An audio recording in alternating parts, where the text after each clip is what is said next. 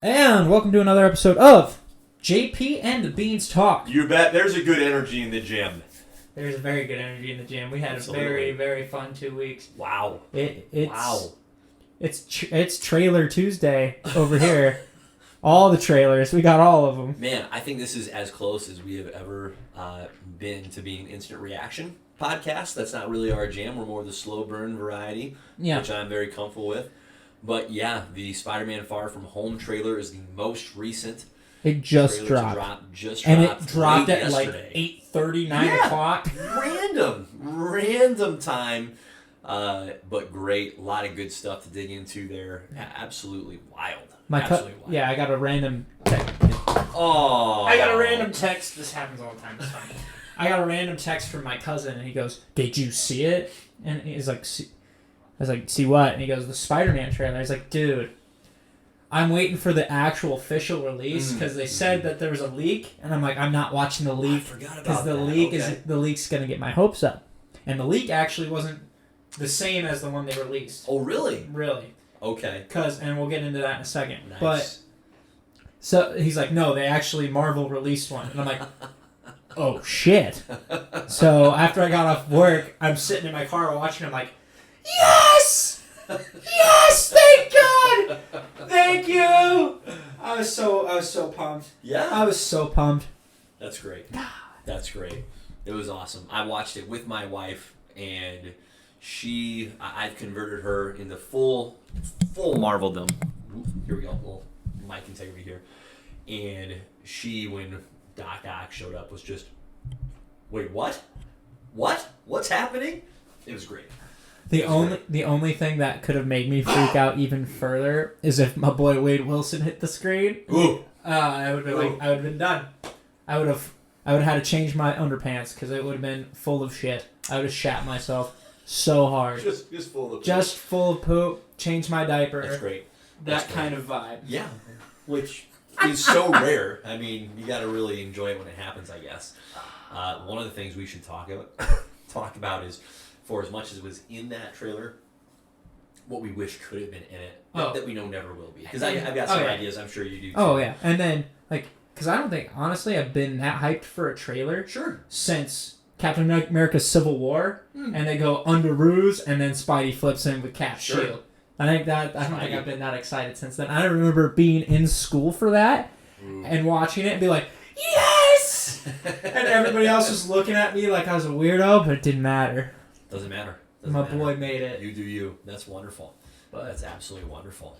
Good, so we'll get into that. We got the Eternals trailer to dive into. Which will actually be a lot of fun. Yeah. That one's going to be really fun, I think. No doubt. And then more Disney Plus TV action. What If series. Yep, first 2 episodes for us to dive into. So, a lot of great Marvel content. Spider-Man. Which Spider-Man is that? Because he's just having a heck of a time. Oh, dude. Okay, this is my favorite. Let's introduce the cast of characters before we get too far down the road. Well, obviously I have 2 Spider-Men. You do. And he's got the 2 Green Lanterns. I do. But I did it because the Spider-Man trailer dropped, and I'm super excited if you can't tell. Very much on point. This is I'm here waving the DC banner, rocking my Superman t-shirt, a couple Green Lanterns, Jon Stewart, Hal Jordan here at my beck and call. That's all I got. I think I'm going to order this storyline, so it's End of Days, I think. Okay.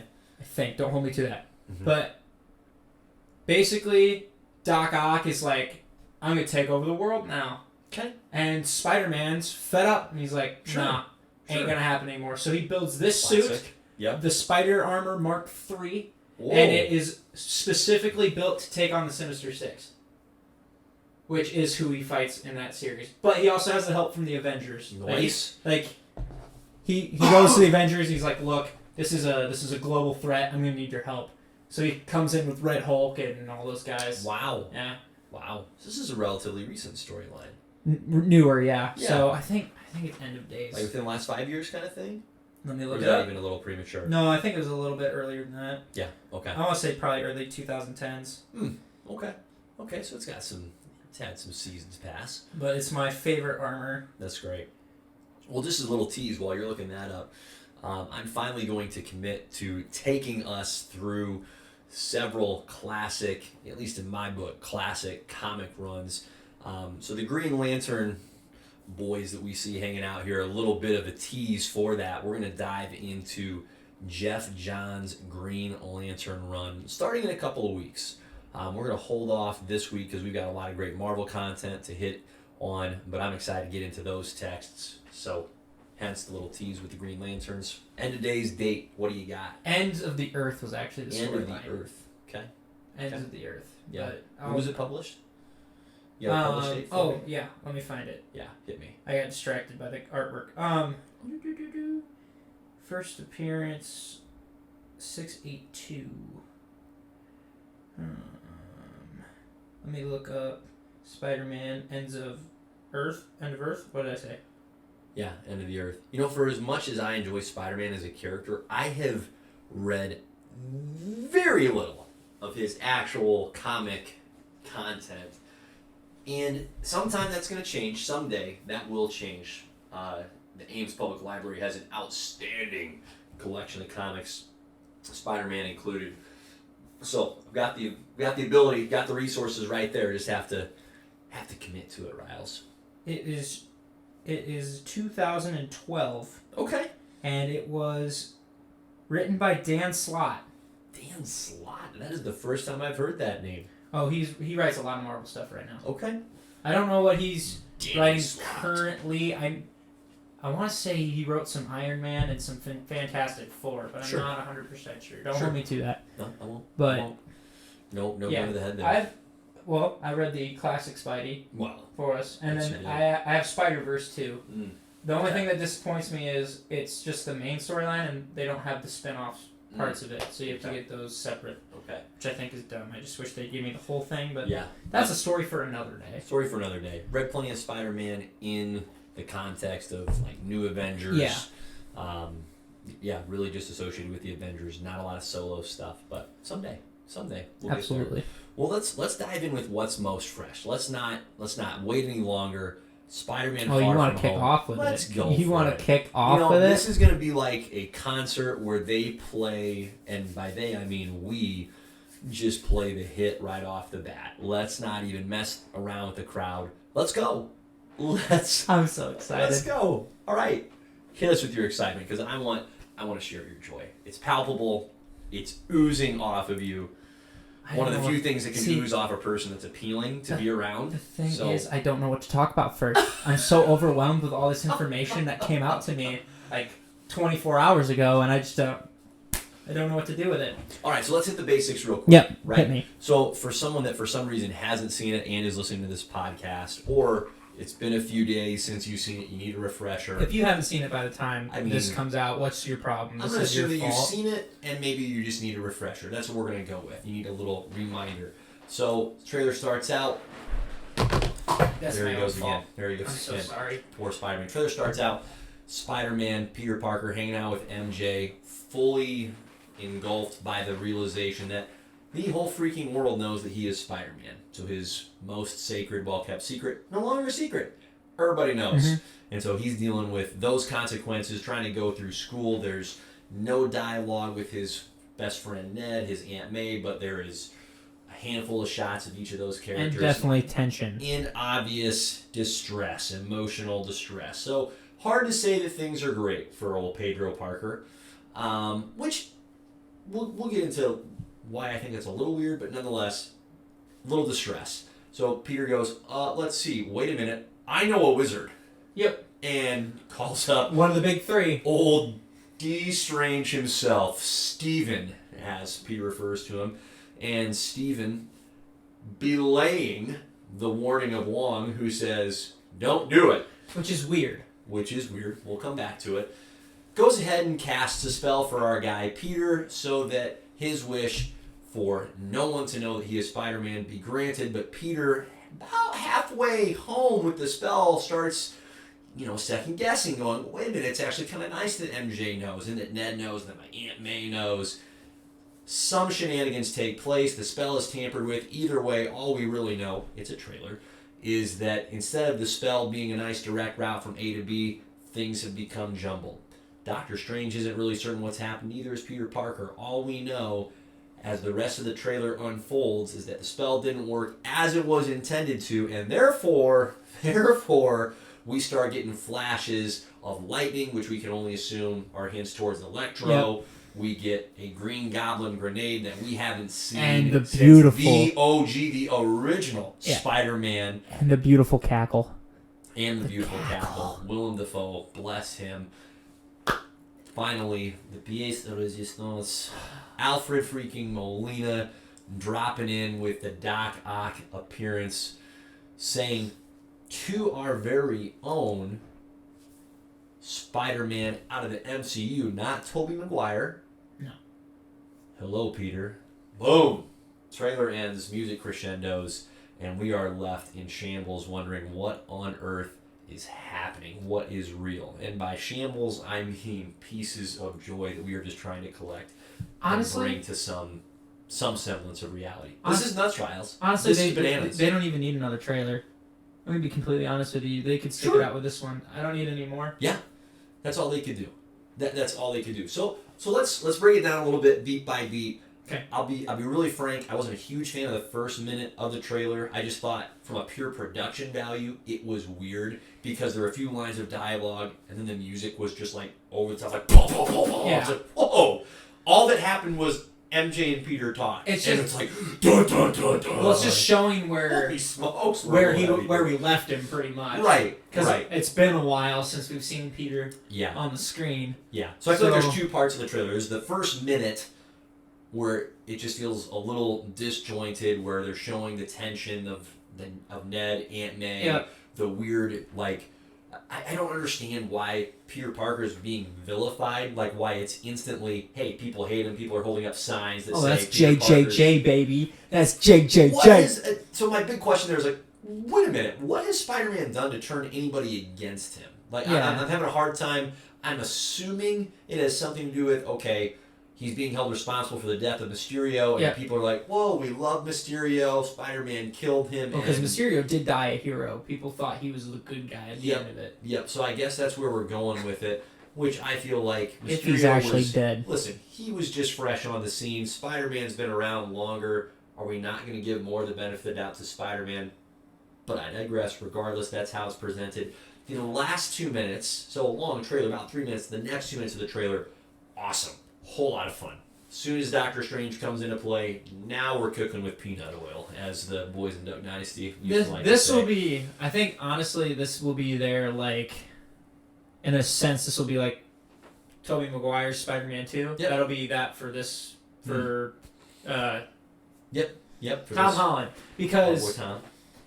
I mean, there's a direct quote where he's like, you got to figure out if you can juggle this or not, because it might just be easier for you if you people just know who you are. Yep. Which it might, but Yeah. So anyway, we come into the part of the trailer where Peter's interacting with Doctor Strange. Yep. What do you think is up with the fact that the Sanctum Sanctorum, while the exterior, right, the rest of New York is appears to be enjoying sweet, sweet summertime.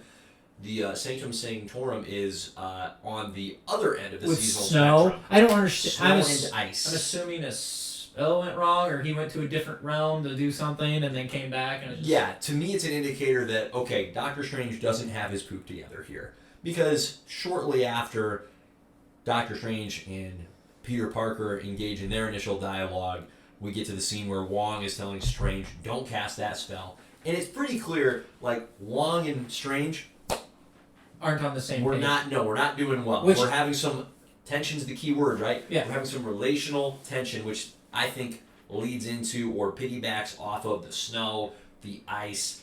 Like, something's wrong. Because if you're the freaking Sorcerer Supreme and you are willingly choosing to live in that shat, and we know he is because he lights a fire just with a flick of the finger right in the fireplace, so you can't tell me that he couldn't eliminate this snow and ice. It seems like a willing decision, personal choice. My guess is Wong is fed up with it. Wong is like, at this point, I'm out until you get your poop together. By the way, don't cast that spell. Terrible idea. Let me know when you're, straight again, and I'll come back and we can be buds. But right now, you need to figure yourself out, and I'm not gonna wait around until you do. Like it just, I'm reading a lot into it. Yeah. But it seemed like Wong was pissed. Well, I saw somewhere on Instagram, somebody posted like all the scenes, but the initial scene where Peter walks into the sanctum. Yep. He's got the Eye of Agamotto. Yep. Which, if you remember, was destroyed in Infinity War. Like Thanos crushed the shit out of it. So there's no time stone. I did not remember that. I knew the time stone. Time stone's gone. I know the time stone's gone. Which powered the Eye of Agamotto. But I thought like I'm just gonna call it like the casing, right? I didn't was remember its the own casing power? being destroyed. I just did not remember that having been destroyed necessarily. But that's what somebody pointed that out, that Thanos crushed it. I will double check because I could be wrong. I think that person on Instagram is full of poo. I really do. I remember Doctor Strange opening the casing and then levitating the stone over to Thanos. I don't remember any time where the casing was crushed by Thanos. I don't have that scene in my mind. The eye was destroyed by Thanos during the battle of Titan, then the time stone was removed and hidden by Strange prior to the battle. So it's gone. Okay. I'm just going to have to go to the tape and check it out myself because I have so many doubts. And I'm probably wrong. Oh, wait, hold on. Because I've been wrong before, once or twice. Okay. See, this is saying that it was the fake one that got crushed. Sure. So, I don't know. I'd have to rewatch Infinity War. Who's to say? So maybe just not. a good reason to rewatch Infinity War. But he does have the Eye of Agamotto, which is Yep. weird that it still Yep. works without the time stone. Because wasn't it powered by the time stone, I thought? Don't know. Yeah, don't really know. I think its biggest function in the original Doctor Strange movie, or the first Doctor Strange movie, was the reveal that it was housing the time stone, which, in fairness, leads to the possibility that It was the just protecting casing it. itself, has its own magical properties. Like the time stone, of course, is its own entity as an infinity stone, but perhaps the Eye of Agamotto has its own, its own powers, its own magical properties. Didn't even think about that. Left that open, so that's fair. Okay, so ignore. So he's got the it. past He's wearing 2 it. minutes. He's wearing it. He's got the eye, but there's also a lot of people thinking that he's acting really weird, and it might not actually be Doctor Strange. Yep, kind of the variant. Which I think people. Idea. I don't even think variant, because he opens the multiverse essentially in the trailer. That's what people think. I think there's a whole lot of possibilities there. That's one. That Doctor Strange opened it up. I find it a little hard to believe that his one spell is really that Powerful. consequential. Could be, but I wonder if there's not going to be a convergence of the timelines of where, for example, the Loki show ended with the multiverse branching and expanding, and that just happens to be the time that Doctor Strange and Peter Parker are teaming up for the spell, and then when that multiverse splintering takes place, that is more of what is disrupted, rather than Peter Parker going, well, what about Ned? What about Aunt May? What about MJ? I don't know. Don't know. We'll have to watch the movie, I think. That's true. Yeah, I guess we'll have to go see it. Shame. And then, because there's theories going around, because there's a What If episode where it's going to be Doctor Strange versus Evil Doctor Strange. So some people will think, oh, Evil one won, and now he's over there. There's also another one. There's another thought. Everyone's going to throw Mephisto out there until Mephisto makes an appearance, and I don't think it's him either. No, everybody's going too far. Although that's not too much of an ass pull. Sure. Because he is the one who erased the wedding of Peter Parker and Mary Jane. So Sure. that's actually... There's comics precedents for which that. is what the Doctor Strange one actually is from the comics as well. Right. From Civil War, but... Yeah.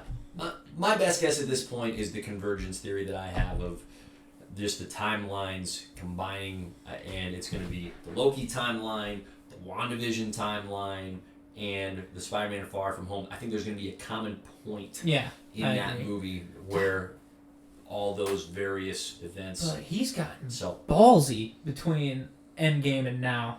Ballsy. Yeah, and, we haven't seen anything of Doctor Strange post Infinity War. Like, he spent 5 years in nothingness, and then came back, duked it out with his Yeah. Avengers. We don't know what's going on with him since. He was also kind of ballsy though in the first one when he did all the time loop thing. So Yeah, but this seems reckless, right? I agree. There's at least with what we've seen of him so far, it's been very deliberate, very thought out, and very, hey, I know that I can control the outcome with my actions. This seems like he just doesn't give an F. And it's like he's testing himself. Sure, bud. You know what? You want me to erase the memory of a whole society? Happy to do that for you. What about the consequences? Consequences are just a word, kid. That's what it feels like. For real. Yeah. I know, it'll be interesting. So very much more of shooting from the hip rather than the precision that we're used to seeing from old Doc Strange. So could be any number of reasons. I don't personally buy into the, hey, it's not actually Doctor Strange, it's a different version. I don't either. It's like, let's settle down a little bit. That's not that's just not what it's going to be. I feel really confident. It could be build up to the second Doctor Strange movie as well, where they're like, oh, this is, I don't know. I think there are far more other compelling reasons that the filmmakers have at their disposal to explain why Stephen Strange is a little loose, little untethered right now. I don't think it needs to be something as drastic as I don't think so. Not actually Doctor Strange. It's gonna be him. It's gonna be him. I think so too. Yeah. Okay. Let's talk about the villains that were teased, right? Or just what was teased in general. And I think it's just the villains, right? I don't think we had any, for example, Gwen Stacy references. Nope. Well, there was one Gwen Stacy reference, but continue. Well, what was it? It was, so when the Green Goblin bomb rolls out, they are on George Washington Bridge. Yep. And that's the sign on the thing, and that's where she dies in the comics. Wow. Good pull on your part. That was not my pull. That was from... Take credit for it. That was from Instagram as well. I've been doing a lot of deep diving. But anyways... The internet doesn't get any credit. We will take the credit for the internet. I looked at it and I was like, oh, shit. I was like, someone's dead here. Right. But anyhow, the main tease of the villains, we've got Electro, and that's been confirmed, right? Jamie Foxx has been confirmed as a cast member of the film. There was also a still that was from that trailer that got leaked. Yes. There was actually showed his face in the costume. Sure. Well, kind of in the costume, and he looked normal, not blue. Did you ever see that movie, by the way? Neither did I. I still have. I might. Even after this, this might be my peak interest in it. I'm not gonna say I might now. Yeah. Yeah. Okay. But he's not blue. All the electricity's yellow. Right. Because it was all blue in the in 2. So I think they fixed him. Yeah. Hoping they fixed him. Okay. So Electro. Yep. The Green Goblin grenade. The Willem Dafoe cackle. Oh, and they showed a still of William Dafoe too. Oh my. And if it's true, JP, if that's a real picture, there was some purple in there. And I'm gonna shit my pants again. Dude, no. If it's like old school, like original-ish look of Green Goblin, holy crap, we've never gotten it. Now, not to say that the original Green Goblin from Sam Raimi's Spider-Man wasn't a great costume design, but it's good for the time. My gosh, good for the time, but also hard to argue with the classic. Get the purple hat. Okay, so let's pose this question, and then of course Doc Ock, Alfred Molina makes his appearance. Let's pose this question. Even though we are getting, well, you're missing one villain though. Okay, because Lizard was supposedly in there as well. Oh really? Lizard and Sandman.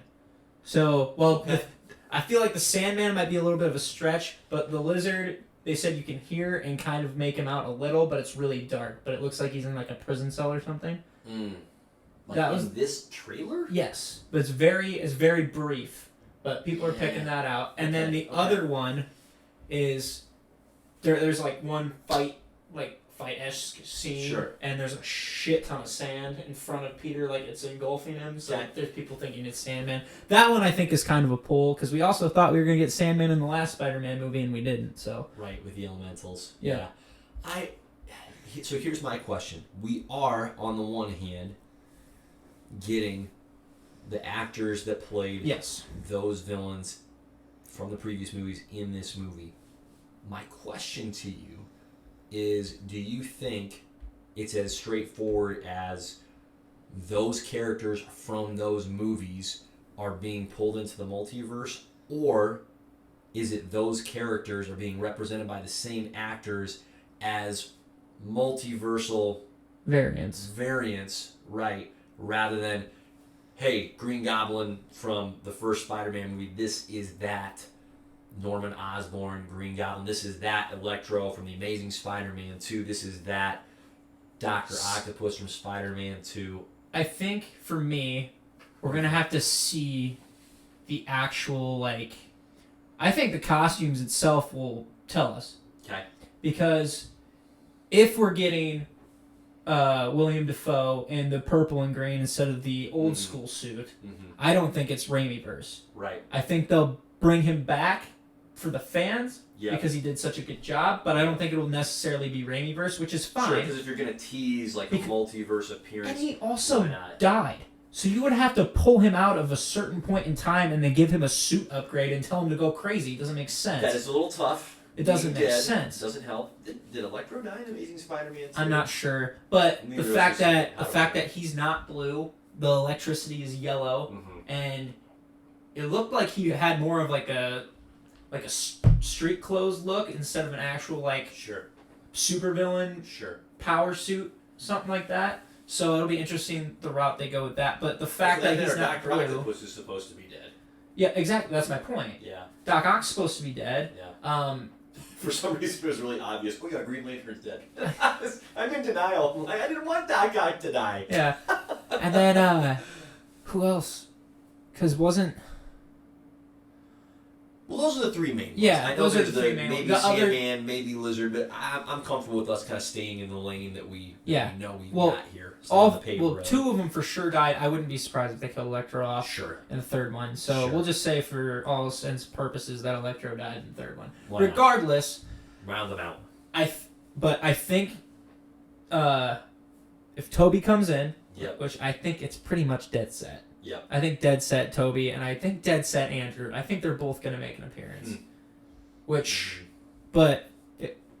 I've also seen a toy thing for Sam Raimi's. He's got the Raimi suit, but I don't think it's been such a rumor that's not a rumor for so long. It's just a matter of making it official by putting it on the big screen. So, I mean, I think it'll be like the Maguire-verse, but it will be a little these villains actually survived in this universe. Sure. Yada, yada, yada. I agree. It'll be a little different. I agree. I don't think it's going to be quite as simple as, hey, Doc Ock from Spider-Man 2 is now in the multiverse. I think they're more choosing to use the same actors and just actors, I guess, in this case. Because that is the most fun way to go about it from a fan perspective. That's what I would rather see as opposed to them casting some random dude presenting him to us as, and this is another version of Spider-Man. Can't it just be Toby? Yeah. And it's interesting too because we have no idea why these villains are after him either. Yeah. Sure. You don't know. You don't know why. I also wouldn't be surprised if Mysterio comes back. Well, and here's the other thing we're taking for granted. This is a nice kind of potential, and I'm going to call my shot here, a little sleight of hand. So Doc Ock shows up, says, "Hello, Peter." We don't actually know if he's talking to Tom Holland. We don't. I don't think he is. This is me calling my shot. I have strong doubt that he is actually confronting Tom Holland. That's probably where Tobey Maguire's Spider-Man is in. This is the other thing. It's going to be so hard to figure out who's talking to who, so I'm hoping they come up with a system. Yeah. But, for the movie anyways. For us, it's going to be Toby. Oh, I'm enjoying talking about this. It's just going to be exciting. I know. Yeah. But it'll be fun. So I'm gonna go on the record right now that Doc Ock, that scene, when we get it more fleshed out, whether it be an additional trailer prior to December 17th or on December 17th in the movie theater, I think he's talking to Tobey Maguire's Spider-Man right there. I would agree. That's where I'm at. It makes too much sense. Yeah, I think so. So And you want to talk about like what we Yeah. So selfishly, it would be, now that we're getting more of the multiverse, more of the fun that can come with that, I really wished that they would have brought in the Netflix Daredevil. That would have been so cool. Okay, That would have been so cool. There are so many people freaking out because in the first minute, Yeah. the lawyer, they don't show the lawyer's face, and like he just, people are legit trying to be like, oh my god, it's Charlie Cox, and they're like trying to match. I'm serious. They're trying to match up his arm from that scene to the others, and it's like, just calm down. If they want Daredevil in it, they will put Daredevil in it. I don't think he really fits in this movie. It's more just setting his character up. Yeah. But because Kingpin's already been confirmed for Hawkeye. Vincent D'Onofrio's... Oh, really? Vincent D'Onofrio's Kingpin has been confirmed for Hawkeye. Yeah.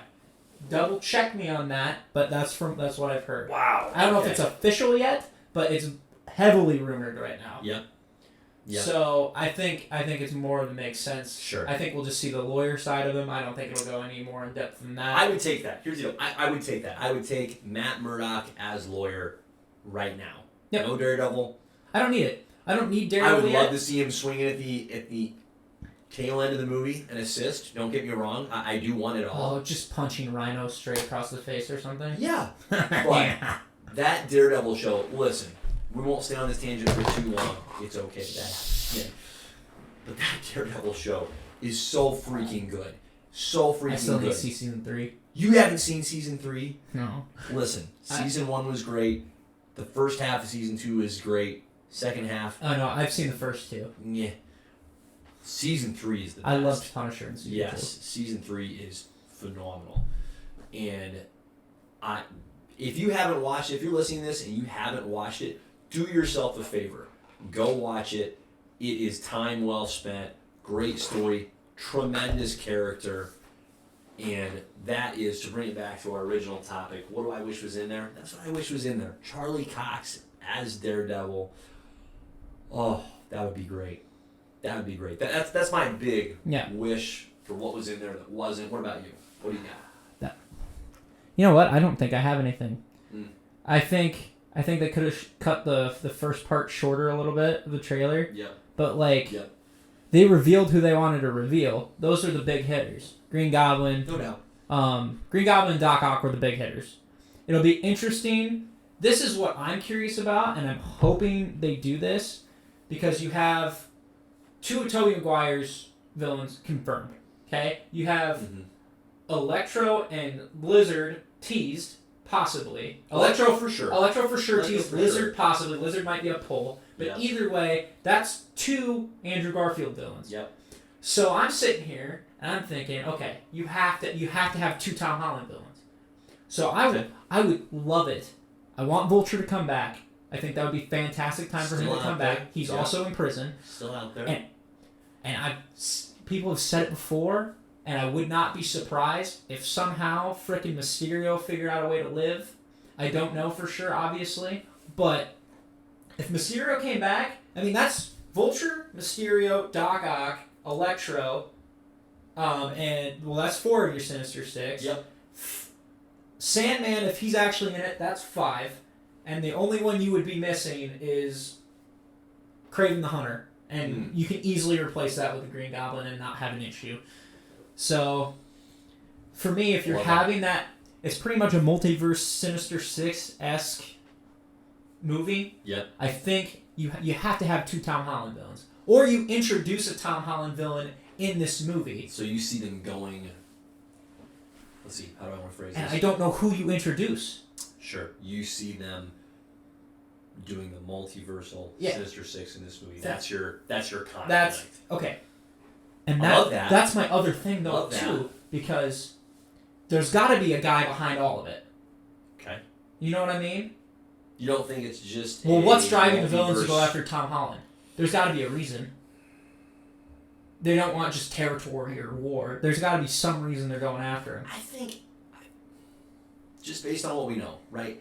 I think, again, it's that multiverse. I'm going to come back to that theory of the convergence of timelines with the end of the Loki show where the multiverse is splintering, and I think that is going to lead to these other characters from the other multiverses pursuing or combating their respective Spider-Men, right? But in the universe that we know. So I think it's more of a, hey, they're fighting their own Spider-Man and encountering Tom Holland's Spider-Man at the same time. I think it's more of overlap rather than, I think that's where the conflict is coming from, or that's how they're getting around each other, rather than there being a puppeteer keeping things behind the scenes. That's where I'm at. I think there's got to be one more. There's got to be one more villain. Yep. Which is, and if they keep Mysterio dead, that's cool because then they're setting up somebody else. Yeah. And I think at the end of it, they'll set up Ned Leeds going down the path of the Hobgoblin. I do think that because I'm assuming Green Goblin's gear. This is my prediction for Ned Leeds becoming Hobgoblin right now. And you what a call sad on turn. We've touched on this, but that will hurt. Yes. That will legitimately hurt. My thought process is spell works, but for some reason it doesn't work for MJ and it doesn't work for Aunt May. And it happens to Ned. He forgets. And then somehow it reconnects. He somehow remembers. And then he's pissed and betrayed that Peter erased his memory from being Spider-Man. Can't figure out why. And that's when he finds the Green Goblin's gear that he leaves behind from the multiverse. And then becomes the Hobgoblin. I don't want it to happen, man. I love Ned. That's an asshole too, but I think that's... And I mean, because I can't see them doing it in this movie. Yeah. Unless he's really, really, really pissed off that he's involved with Peter's shit. Because Peter's identity's out. You know, something we talked about on the previous episode that has yet to happen, at least, let me rephrase that, we have yet to see with this Spider-Man, with this Tom Holland Spider-Man, is you discussed it as you were going through the old school Spider-Man comic. Spider-Man gets put through the ringer, and that's part of what makes his character so relatable, so worthwhile, and so enduring, is that he struggles, he suffers so much, and so for a lot of people, I think that's a very relatable quality. Tom Holland's Spider-Man, now we didn't see an origin story for him, so we didn't see his They don't touch Uncle Ben at all. Nope. He's barely referenced. And that's why I'm kind of hoping he gets involved in this movie. Yeah. Because you have... Both the other two had very good relationships with their uncle who died in front of them. Yeah. So yeah, this one it was just more of a, hey, you all as the audience, you know the story. So anyway, we have yet to see Tom Holland's Spider-Man truly get put through the ringer. Has he had his challenges? Of course, but it hasn't been to the extent of just sheer heartbreak that Peter Parker typically goes through, especially not in the Spider-Man movies, because he does see Tony die in front of him. Yep, that was his heartbreak, probably the mostly. Okay. I'd say he gets put through the emotional ringer with Mysterio. Tony's a good pull. I hadn't considered the Tony Stark relationship piece, but you're right. That's good. I'd say because he got so close to Mysterio, that was his first mentor. After Tony, you know, not well chosen. Exactly. Be careful who you choose to be your mentors. And then, you know, he has that thing where he's like, you can't trick me anymore. Sure. And he develops his spider sense out, or the peener tingle. Anyways, but I'd say those were his two, because the first one, he hasn't had a Gwen Stacy die. No, the first one he's dealing with just. Where was I going with that? High school drama. Yeah, that's pretty much it. Pretty low key. Work life balance. Yeah. Big deal when you're in that season of life, not trying to diminish it, but just put it in its proper context. Not that big of a deal, guys. Not... Yeah, because if you think about it, Maguire lost, Uncle Ben, obviously. Yep, that was and then the big push. Also, he lost his mentorship with Doc Ock. Their friendship. Yep, and his relationship with... or his desire to have a relationship with Mary Jane, just have a normal life. It was hard for him to be Spider-Man. Yeah. It was really hard for him to be Spider-Man. He talks with Uncle Ben about quitting. And Tom Holland, okay, yeah, you've had your challenges, but you also have Tony Stark's boy Happy flying you around in a jet. You've got all of Tony Stark's resources. So apples and oranges here. We're not really comparing and two similar challenges, guys. And from the first one, well, actually, Andrew Garfield's probably went through even more shit because in the first one, he deals with Gwen's dad's death. Yep. He dies in front of him, and then after his uncle had died, and then she dies in the second one. Yep. So he gets put through the ringer too. A lot of fatalities on that Spider-Man's shoulders. So yes, I agree. So somebody's got to die. Yeah, I wouldn't be surprised if we take a turn with his character here, and things just get more grave. Marvel, I swear to God, if the one that dies is Tobey Maguire, I will kill a lot of people. Oh, you think one of the Spider-Man is gonna? I don't think so. I'm saying if they choose to kill one and they kill Tobey, I'm gonna be livid. I'm gonna be like, no. I can see it happening. I think they're going to. I can see it happening. I think they're going to. Now that you put that idea, that possibility it'll in piss my mind, me off. yeah, they're going to kill him. He did. And it would also be interesting to see him watch basically himself die. It's a different version of himself dying in front of him. Yep. Oh my goodness. I'm going to be so pissed. I'm going to be so pissed. Yeah. But are there any, like... I'm trying to... We milked this cow. This has been great. Quite a bit. This has been a great topic. Yeah, the spider cow. To like end it. Oh, we got a spider pig in the Miles Morales. Spider ham, baby. Yep, spider ham. But just watched that recently. That was so good. But is there any villain that you want to see that hasn't been shown? Yeah, that's a great. Just one, if you can pick one, because I named the 5 that I think will be the Sinister 6. Who do you want that 6th person to be? I'm going to say it's going to be a new character that they haven't introduced yet as a villain. Because it's got to be... Scorpion is such a weird villain. I think that would be such a weird pull. Yeah. Because they haven't really... I mean, they built him up in the first one, kind of. That's the one that's just coming to my mind, though. Yeah. Is Scorpion. And I'm like, okay. No, all things being equal, who do I really want? I want Venom. That would be cool. That would be what I would want. I don't think he'd be a bad guy, though. All things being equal, I want freaking Venom and Spider-Man to be existing in the same... I agree with you. Fucking universe, Sony. Quit dicking around. He's very upset. I am dicking around. It's the first time I've dropped an F-bomb on this show. It's just so dumb. It's so dumb. I'm not going to get on that path. I won't go on that rant very long. But, come on. If we're being real, that is what I really want. I wanted Kraven really bad. Did you? Yeah. Because I saw this, somebody proposed this for the 3rd Spider-Man movie, and it's basically him on the run, and the government pretty much hires Kraven the Hunter to hunt him down. I was like, that is fantastic. Oh my goodness. And then there's like a double agent turn where they're like, he actually just wanted to kill you because it was fun. Something like that. So to see for free. To see a modern day Kraven the Hunter with some updated tech would have been sick. Yep. It would have been awesome. Yep. That would have been mine. We haven't seen a good Kraven. Yeah. And Kraven would have been perfect. We haven't seen any Kraven, right? No. So it's my point, and he's one of the better Spider-Man villains. Yeah. Spider-Man has a great rogues gallery, so we've hit the highlights. I'd be okay if they did Sandman differently, if they did Sandman better, but just in terms of who we haven't seen with Spider-Man, give us a better Venom. Give us Venom in this. And I'm going to propose this as one of the end credit scenes. Sure. It's Daredevil and Spider-Man talking to each other, and they have to deal with a gang war, and it's between Hammerhead, Kingpin, and Tombstone, for instance. Sure. And that's a Disney Plus series. Love it. Book it. You know how good that would be? It'd be great. I to see Spider-Man go from galaxy level threat to street level. I will take more of Daredevil all day. Love him in the TV show format in particular. I frankly don't want to see him get his own movie. I would rather just get more of that Netflix style, about 45 minutes to an hour long each episode, 8 episodes. Love it. So no, I don't have anything. I don't have anything else with that. We've mined a lot of territory there. Yeah, for what sure. About you? You feel good about that? I feel great about it. Sweet. All right. Eternals.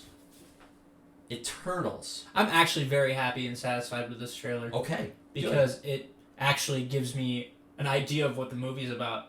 Okay. The first one, we had zero idea what the movie was about. Mm-hmm. The second one answers some questions, like, oh, hey, we don't get involved unless deviants are a part of it. Okay, that makes way more sense. So you're not in charge of dealing with Everybody anything just else. wanted to know, where have you guys been? If you've been around forever, what's up? What's up? I was hoping to see Kit Harington don the Black Knight armor, but it didn't happen in the trailer. I think it'll happen towards the end of the movie, probably. Okay. It's also nice to see that, these characters were all broken up and they're getting the band back together. Like, that would be fascinating to see why. Exactly, why they went their separate ways. Right, why have they gone different directions? Why are they just hanging out and hiding out? Very, very still unknown. And I think the best part of the entire trailer, we get a really good shot of some of the Celestials. Mm-hmm. I'm so excited to see the Celestials. Mm-hmm. Out of all of the things, that's what I'm excited about the most. Yeah. So. Yeah, I think holistically, this trailer and the two previous, part of what I'm encouraged about for this movie, I still don't feel like I really know what the point of this movie is going to be. Like, why are we getting an Eternals movie? I don't know. Because it feels very much like a one and done. There's not a lot of continuity. I think your boy, the Black Knight, is that right? I think he'll be hanging around for a while, but the Eternals themselves doesn't feel like there's going to be much continuity or longevity with their characters. Could be very wrong. That's just what it feels like. So all that being said, it's like, what is the point of this movie? And what I think I like the most, Riles, now that we're at the conclusion of the marketing campaign in terms of trailers for the movie, is they've shown they haven't given much away. No, and I love that. I like that. I do. But I at least know the plot of the movie to be excited about it. Let's compare and contrast a little bit here with Suicide Squad. Yep. Like, watching that movie, I knew what was going to happen because of the trailers. Like, the trailers showed beginning, middle, and end of that movie. They should not have shown Starro. No. Starro should have been your big. No. Oh shit! They have Starro. Poor marketing. Poor marketing. I agree. Poor marketing from a, hey, we want to have some suspense, some surprise in the movie, and anyway. Compared to the Eternals, like, we've seen a decent chunk of footage, like, over the course of 3 trailers. There's not a lot of overlap as far as, okay, I saw this in trailer 1, I saw this in trailer 2. It's about 2 minutes each, a little more, a little less, depending on the trailer, of fresh content without it feeling like, oh, come on, guys, you just gave me the whole movie. So that gives me a lot of hope. Like, when a movie, from a marketing perspective, has the confidence that, listen, we just need to show the people that are in the movie. We don't need to tell you what the story is in order for you to come here. To me, that's coming from a place of confidence. And so that's what I'm receiving from this trailer is, hey, we're confident that this is going to be good. You haven't heard of these characters. No one really knows who they are. The story, we're not really going to tell it to you. We're going to give you the answer to the question of, where have you been? Like, what's up with the Thanos thing, guys? Well, we can't because of this, which really just leads to more questions rather than answers. It's like, well, okay, then who the flip are these Celestials? Where have they been this whole time? And what truly is, like, the hierarchy of power in the universe? Because in the Loki show, we just saw he who remains. Yeah. Almost went Voldemort, like, he shall not be spoken. Sorry, Voldy. Tough break there, bud. But I'm just fascinated, like, where does He Who Remains stack up with the Celestials, with the Eternals? There's with Ego, right? Yep. God with a little G, as he told Drax and Guardians 2. So I think that is part of what I'm really looking forward to, is the unfolding of the cosmic in this movie. I think that's potentially really cool. Just from a style perspective, I have no idea if the Eternals, like, if these respective characters, how much differentiation there's going to be with their skill sets, like what they can and can't do. Like, they've all got the ability to produce. Oh, we went through their power sets before. Right, I mean, we read through them, and it seemed like there were some very distinct differences, so I'm hoping we get more of that in the movie. In the trailer, it was a lot of, hey, we're all using the same gold nonsense and crafting weapons out of it, or just pew, pew, pew, like and again, finger guns or Superman. Like, yeah, I think that's to leave the vagueness too. And that's like you're saying. I'm cool with that. I'm cool with that. You don't need to show me that in the trailer. By all means, give that to me in the movie. I'm looking forward to that.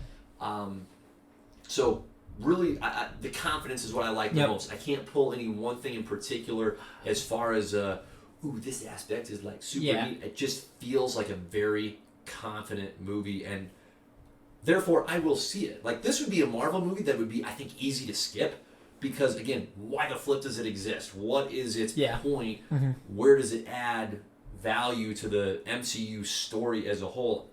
Don't know, but this movie's got some swag to it. It's confident that it belongs, so it'll take my money. And Black Knight will be getting a Disney Plus show as well. I'm calling that now as well. There you go. He's going to get it. I'm super excited. Love the cast. Kit Harington, baby! Right. I have not watched Game of Thrones. I know you have, and have loved it. You will love Richard Madden. You bet. You will love Richard Madden. You will love Kit Harington. Kit Harington is a G. And Richard Madden's Robb Stark was a fan favorite character. He's a fan favorite. King of the North! King of the North! I think the only bummer would be, like, buying into what you're saying with those two guys. Black Knight's going to be around. Here's the real question. We need to do kind of a little Suicide Squad rundown with the Eternals. Any of them going to live? And if so, who? Because it feels like most of them aren't going to be around. If any of them. I think Icarus will live. You do? I do. Okay. I think he'll live. Okay. I think they will end up using him. I'm going to go IMDb here because I got to remind myself of the characters' names now. So, I think, like I said, I think Richard Madden will be your tie to all the Eternal stuff from here on out. I think he's going to be around. Because I think at the end of the movie, they're going to realize, okay, we shouldn't be around here just to fight deviants. Okay. We love these people. We love this planet. We need to protect it as a whole. So I think there might be a split between the Eternals, if anything. But I think Icarus is here to stay. His girlfriend's probably there to stay. Sure. Cersei. I'd say Angelina Jolie will probably be around because. Think so? Yes, because she's supposed to have a love interest with the villain. They have one in the comics. Also, she's the cousin of Thanos. Really? Thanos is her cousin. In the comics. I don't know what they're going to do in the movies. Okay. So I think she'll be around. Because I think there will be that tie. Yep. I mean, she could definitely have that same comment about Thanos that Thor did about Loki in Avengers. So, and then I can see the little kid living. I don't think they'd kill a little kid. You're thinking most of them are going to live then. I do too. I can't see him killing them off, to be honest. I can see some of them going back with the Celestials maybe, or there being like this split amongst them about, okay, we should protect the people here, or no, we have a duty to fight deviants. That's fair. Maybe I'm asking the wrong question as far as live, die. Maybe it's more a matter of, hey, how many of them are still going to be on Earth doing anything, and how many of them are going to go back I'd say into cosmic space amongst the Celestials. I'd say it's going to be no more than half that stay. My guess would be 3 to 4 will stay for sure, or they might just all stay. I can see that being a possibility too. I'm all in on your guy. I think Richard Madden is going to be on Kit Harington. He'll be the face and representation of the Eternals. Listen, for sure. My guy, Gilgamesh, or Ma Dong Seok, the jacked Asian dude. I'm in. Let's go. Let's go. Gilgamesh, by the way. What a phenomenal. That is a powerful name. Yes. He's my boy right off the bat. That's my guy. I'd love to see more of him. Yeah. And I got to do better than Asian guy. I got to remind myself of where he's from. I want to say Korea. I was right. South Korean actor. Okay. South Korean American actor. I want to know more about the deviants too. Because we don't know what they can do, what they're capable of, why they're evil. We know nothing. And then there's one shot of the main deviant villain with Angelina Jolie, and they're like, It's weird. and It's weird. Yeah. Part of me wonders if the deviants are really going to be the true main villain. They almost, because like the deviant that comes up out of the water, the deviant that's flying and tackling Icarus, almost looks a little too generic bad guy for me. Yeah. Anyway. They also said there's like a convergence or something happening, because there's like tidal waves and shit going on, you know? The emergence, that's what it was. Yeah, so we don't even know what the emergence is. Yeah. And also, it's telling me that this is not going to probably happen in one country. This is going to be happening on the planet as a whole. They're going to be going a lot of different places. Yep. Because it's going to be happening all over the place. Yep. So it'll be interesting for sure. Yeah. And how they've stayed hidden for all these years as well. 5th. Craziness. So I wish I just knew more about the Eternals, and I don't. Yeah. Which you know what? I think I'm that's okay great. with. I think I agree. I think you and I are on the same page here. We've seen 3 trailers over the past 2 or 3 months. Still don't know a lot about them, and that's okay because we've seen enough to know that this is going to be a movie that is worth our time to go and see. My hopes, I don't think, are going to be high. Like I'm going to expect to be blown away. For sure. But my hopes are, I expect to go and leave the movie theater going, that was really good. I enjoyed that. Doesn't have to be a favorite, but I would expect it to be firmly above average. I think it'll be. This will probably be the next Guardians of the Galaxy. Yeah. I'll be surprised. Yeah. That's what I'm going to put it at. Okay, good stuff with the Eternals. That comes out November 5th. Spider-Man Far From Home, December 17th. Not soon enough. I mean, it's August 24th today. Really, Shang-Chi comes out next month. My gosh, that's right. Shang-Chi. Early next month. So we're hitting a run here where we're about to stack Marvel movies on Marvel movies. Wow. Yeah. Wow. Okay, good stuff. Speaking of Marvel, what if we talked about it some more? I'm just going to say right now, guys, this is not our fault that DC isn't putting out anything. This is their fault for being garbage right now. That's all I have on the concept. I should almost take my shirt off and just be like, well, so dishonor. At the time of this episode, the first 2 episodes of What If have come out. So spoilers ahead. Let's just talk about episode 1. What were your thoughts? It was fine, and that was it. I was also unimpressed. It was not a very good opening, and there are some people who are going crazy over Captain Carter, like, "Oh my gosh, it's Captain Carter! Look at her!" Ah! So help me understand this. What's the point of this? What if? Yeah, is it just to have a little fun, to go to genuinely lean into that concept of, well, what if instead of this we saw that, or is it supposed to have some kind of tie-in and therefore consequence with the greater MCU? I heard it's all canon, so I think we will figure it out in the last episode. Because the last episode, it's like Ultron Vision versus the multiverse, or the Guardians of the Multiverse is what they call it. So I think there's going to be a character from each episode that shows up, teams up to fight Vision Ultron with all 6 Infinity Stones in his chest. Well, let me just say right off the bat, I am in general a fan of alternate reality. Hey, looking at those are the best ones. They're great. There's no rules. They're great. No, you get to branch off from the typical boundaries, and so I'm all for it. Doesn't mean it's always worthwhile or really that much better than the standard, okay? But it has, I think, opportunity to be a lot more fun. And frankly, I think that's been one of the strengths of the MCU films, is that they have really established themselves as, listen, this is our take on these characters. They're not necessarily going beat for beat with the comics, and that has been part of what has allowed them to be so fresh to even those of us that have read the comics. Yes. So, anyway, that's been, I think, a really core tenet of the Marvel Cinematic Universe. So when it comes to this cartoon.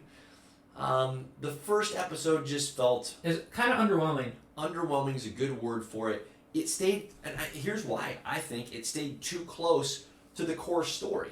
Like, episode 2, part of what was cool about that is... It was so unique. It was And we'll get so into that unique. episode in a second. We will, so we won't spoil it entirely. But this was just a flat-out, hey, we are substituting Peggy Carter for Steve Rogers in almost every aspect. And it didn't do enough to do its own story. It was just doing the Captain America story that we've seen, that we know.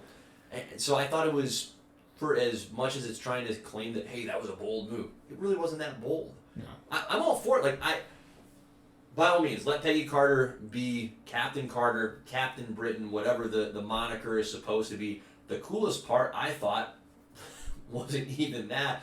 It was Steve Rogers rocking the Ironmonger. Oh, that was sick, That was awesome. The Hydra Stomper, baby. And that's probably as much of an indictment against just why the rest of the episode was just meh, is your main character isn't the coolest part of the episode. The coolest part is the guy that's supposed to be the supporting character roaming around in the Ironmonger suit. So I thought it was too bad in that respect. Well, fine, not terrible, not like poorly done or anything like that, but it was just okay. So this is the thing I wish they would have done, and this is the only. And I also saw this somewhere. Somebody said this too on like Instagram as well. But I was actually upset they brought Steve back. Like, I wish they would have just thought that he's dead and he blew up with the train. Okay. Because you could have easily done it where when she comes back, season 2 of What If, it's her versus Steve because Steve got picked up by the Russians and he's now your Winter Soldier. Sure. Because Steve... Can you imagine Steve being... It would have been way more sad if Steve was Winter Soldier because he was genuinely a good man. Yep. Bucky was a good soldier. That's why he made a great assassin. Right. But imagine if the Russians would have got a hold of that armor and would have just brainwashed Steve and being this amazing fighter. It would have been insane. Yeah. Yeah. Yeah. And, like, even, like, the castle stuff with the alien coming out, I was like, I don't really care. The alien doesn't mean anything to me. Yeah. Somebody's saying it's like Shuma Gorath from Doctor Strange. I don't know. Neat. I don't. That character doesn't mean anything to me right now. Yeah. So too bad. I think it was a missed opportunity overall. I agree. With the character of Captain Carter. It's like we'll give her her own story. If you're gonna go this route, and they just didn't. I didn't think they pulled that off. I agree. So swing and a miss, in my opinion. Doesn't mean it was terrible. It was just generic. It was generic. It was too vanilla. And something that like I always wonder too with female superheroes is I take for granted that most of the superheroes that I watch are dudes, right? So it's easy for me to relate to or imagine, even subconsciously, like, oh man, what would it be like to be an Iron Man armor? What would it be like to have the bat suit? So what I don't know is, hey, what's a female watching that episode?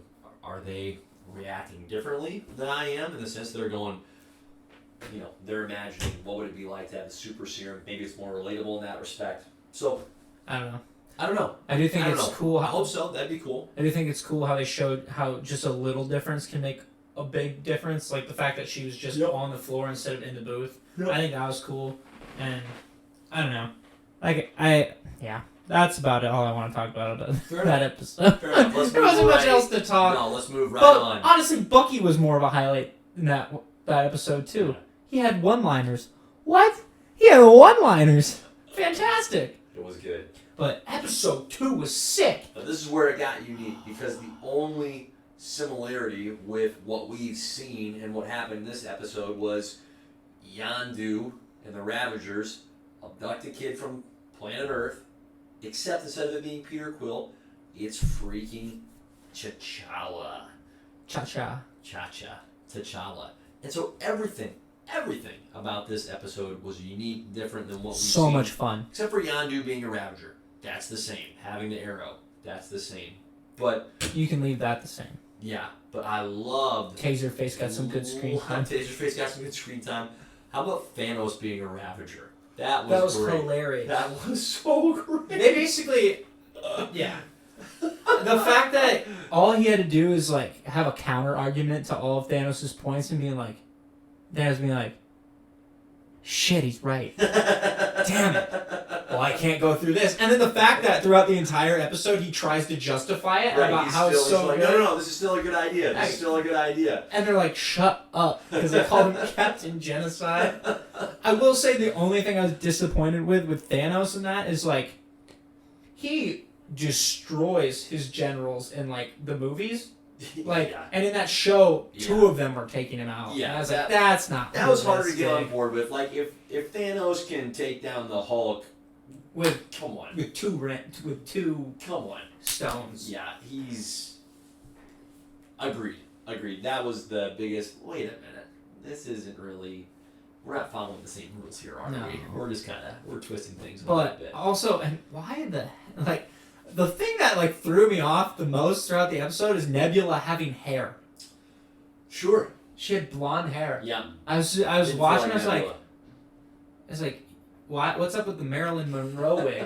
I was super confused. But hey, whatever. Right. And on top of that, they made the Collector a badass.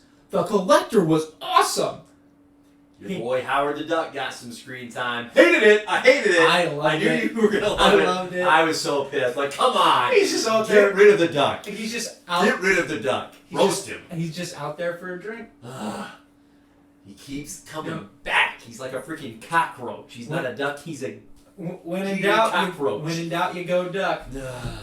Or whatever the line he said. It was hilarious. Out of luck, go duck. Right? Yeah, something like that. When you're out of luck, go duck. I think that was it. Disgusting. That was awesome. But yeah, that whole thing. Like I said, they made the Collector a badass. He was kind of just a character in Guardians of the Galaxy. Like he was just there, but he starts out with hitting T'Challa with a Korg arm, and then he had Thor's hammer. He's just pulling things out of his arsenal, going nuts. It was great. He's like, oh hey, here's Hela's.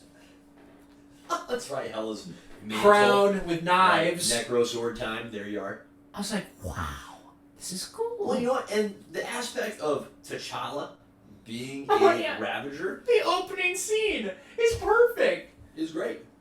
It's great. He's like humble the whole time. He's like, "You're Star-Lord." I was laughing so hard because I was like, Peter would be pissed right now. That was a great inversion from the movie. That was fantastic. And then even the end credit scene, you can go off with another episode where it's Peter Quill basically becoming a bad guy. Because his dad just comes down and he's working in a freaking Dairy Queen. Yep. Just chilling out in the Dairy Queen. In the DQ.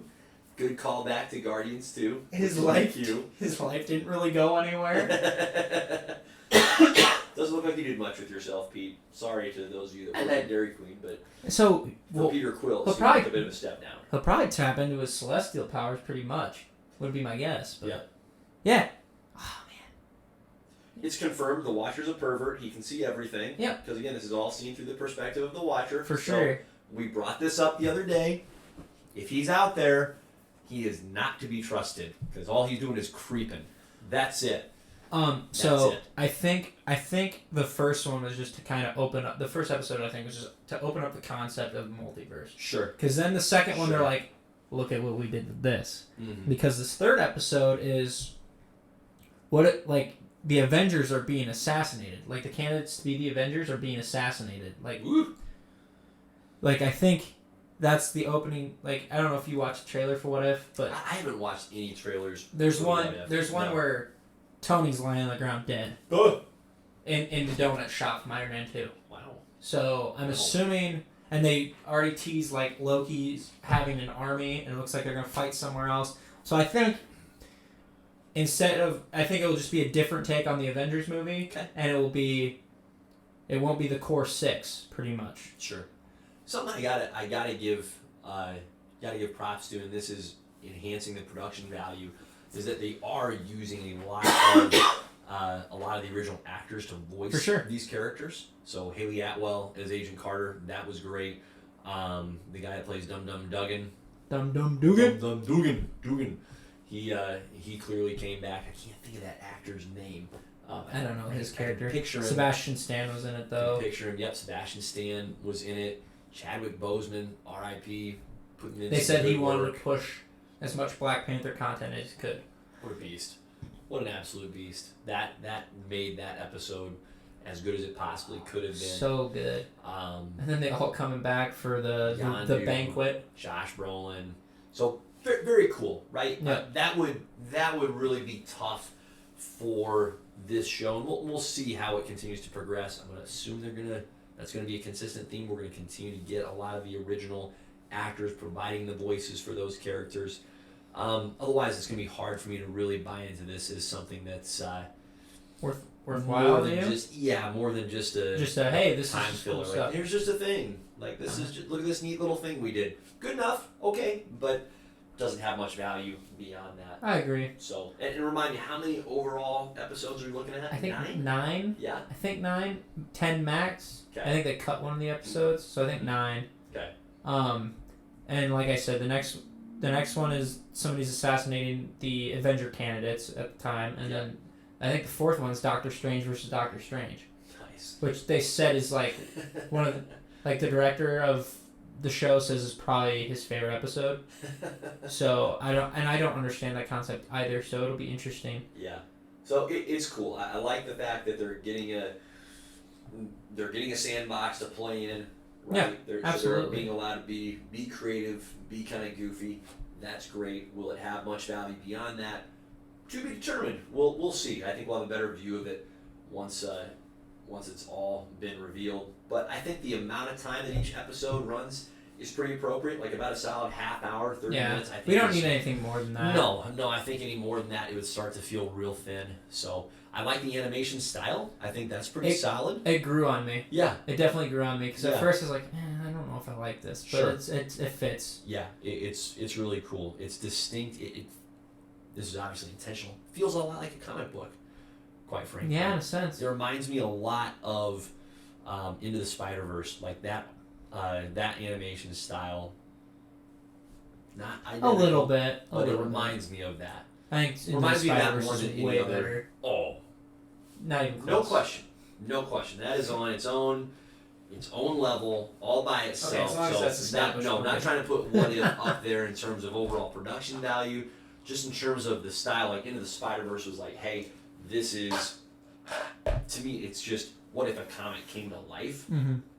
Incredible. Like it's animated, but I watched that the other day, and there were times where I forgot that it was animated.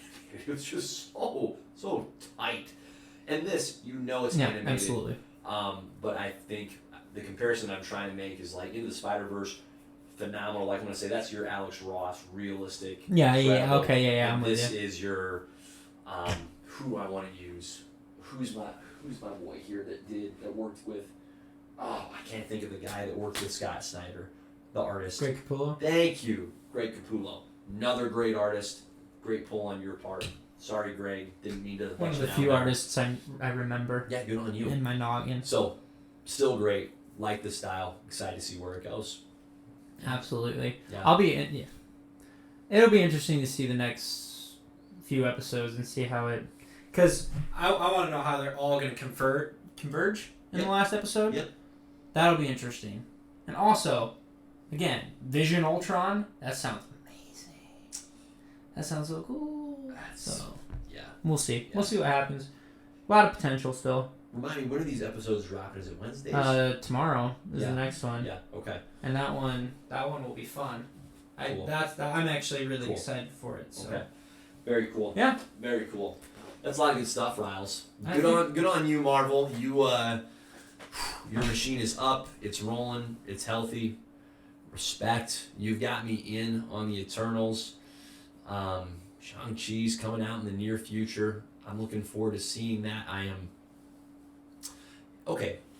Yep. Last little tangent here. Sounds good. Out of the 3 films, and I think I know the answer. Which or in what order are you most excited for them?